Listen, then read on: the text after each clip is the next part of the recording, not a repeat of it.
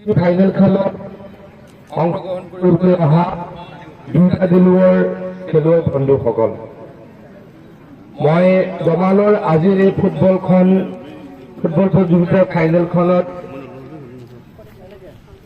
উপস্থিত হৈ অত্যন্ত গৌৰৱ অনুভৱ কৰিছোঁ, সুখী হৈছোঁ।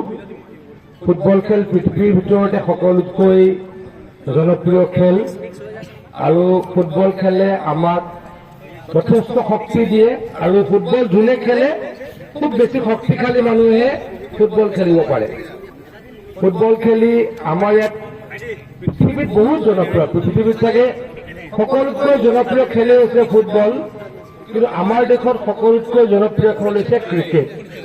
তথাপিতো গাঁও অঞ্চলত আমাৰ যথেষ্ট ফুটবলৰ জনপ্ৰিয়তা আছে আৰু সকলোৱে ফুটবল খেলিয়ে ডাঙৰ দীঘল হয়। গতিকে এই ফুটবল খেলক লৈ আমাৰ গাঁৱৰ ৰাইজ অত্যন্ত গৌৰৱী, ফুটবলক খেলিবলৈ সকলো আগ্ৰহী আৰু সেইকাৰণে এইখিনি সময়ত আমাৰ প্ৰায় প্ৰত্যেকটো পঞ্চায়তত একোখনকৈ ফুটবলৰ প্ৰতিযোগিতা চলি আছে। আজি ভুলবন্ধা নৱজ্যোতি ক্লাব আৰু মৰিগাঁৱৰ মাজত ফাইনেল খেল অনুষ্ঠিত হ'ব। মই খেলখন ভালদৰে শেষ হ'ব বুলি ভগৱানৰ ওচৰত প্ৰাৰ্থনা জনাইছোঁ।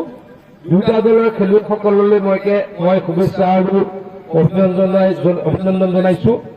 ৰেফাৰীসকলকো মই শুভেচ্ছা আৰু অভিনন্দন জনাইছোঁ।